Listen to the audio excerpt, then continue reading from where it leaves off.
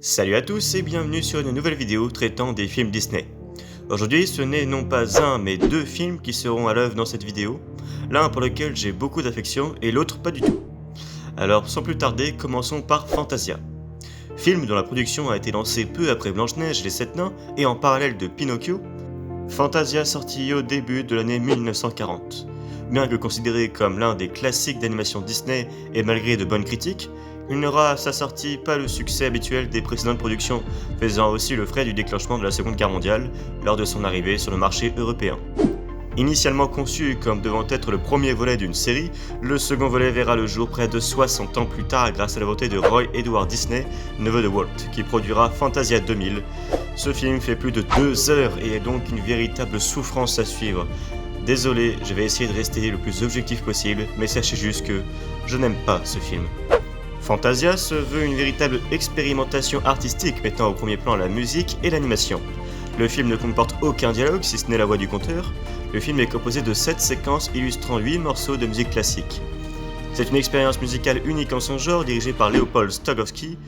Aujourd'hui devenu culte, ce film fut pourtant à l'origine de l'échec le plus retentissant de l'histoire des studios Disney. Ayant subi de très nombreux et profonds remaniements tout au long de sa vie, on recense actuellement au moins 4 doublages francophones pour Fantasia, ainsi que quelques retouches dont le premier fut exploité en salle en 1946, tandis que le plus récent en date remonte à 2010. Fantasia est sans aucun doute une œuvre expérimentale unique en son genre parmi tous les films qui ont vu le jour au sein des Walt Disney Animation Studios. Sans doute beaucoup trop puisqu'elle n'était en fin de compte réservée qu'à une élite de spectateurs, son perfectionnisme aura au final raison d'elle et l'œuvre qui aurait dû être continuellement renouvelée fut boudée. Walt Disney enterra dès lors son opéra virtuel et auditif. Fantasia est une œuvre qui divise et qui rassemble à la fois. D'un côté les puristes, amoureux des partitions musicales, crient souvent au sacrilège les remaniements des partitions faites pour les besoins des segments du film, et de l'autre le grand public applaudit cette vulgarisation de la musique classique au code trop compliqué. En plus d'être une œuvre unique, Fantasia est aussi un film atypique, puisqu'il a connu des bouleversements au cours de sa longue vie. Si l'orchestration de la version originale fut assurée par Leopold Stokowski, une nouvelle bande son entièrement supervisée par Erwin Costal fut proposée en 1982. Très peu appréciée par la critique, la compagnie fit alors machine arrière pour les ressorties suivantes, et la version de Costal fut enterrée à tout jamais. Autre élément de taille, les interventions vocales furent perdues, et Fantasia eut besoin d'être redoublée une première fois, puis une seconde fois. Si la coutume est très répandue en langue française, le cas est extrêmement rare aux États-Unis, pour être souligné. Enfin, la séquence de la symphonie pastorale fut censurée à partir de 1969, retirant de l'écran toutes les apparitions des jeunes centaurettes noires véhiculant de forts propos raciaux.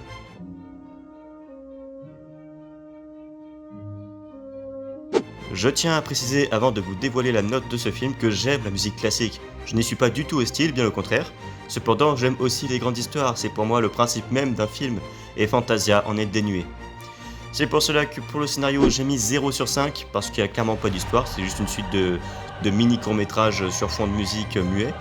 L'animation 2,5 sur 4, la musique 4 sur 4, en même temps ce film n'a que ça, heureusement.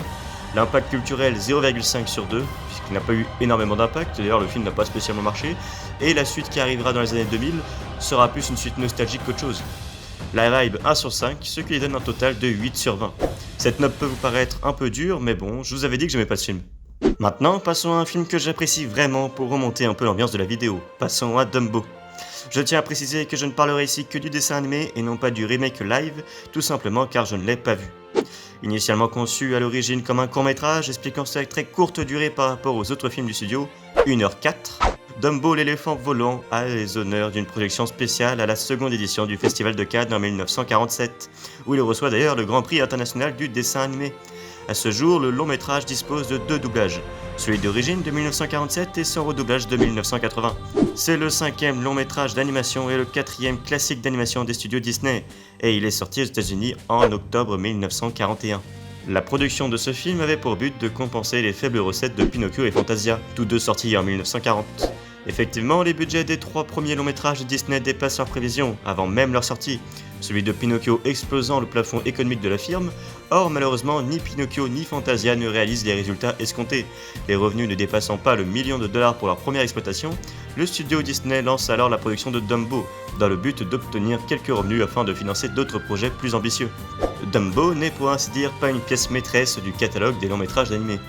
Mais il se dégage un fort sentiment de mélancolie tout au long du film, et pourtant rien ne permettait de prévoir que celui-ci serait aussi triste tant sa qualité artistique est très en dessous des standards de son époque, vu que ce film fut conçu dans un esprit économique afin de renflouer les caisses de la compagnie. Dans Dumbo, le monde est injuste avec les héros, renforçant cette tristesse lancinante qui parcourt l'intégralité de l'histoire. Cette sensation est renforcée par le mutisme de Dumbo. Ce dernier ne prononce en effet pas le moindre mot tout au long du film. C'est d'ailleurs un cas unique dans tous les longs métrages Walt Disney.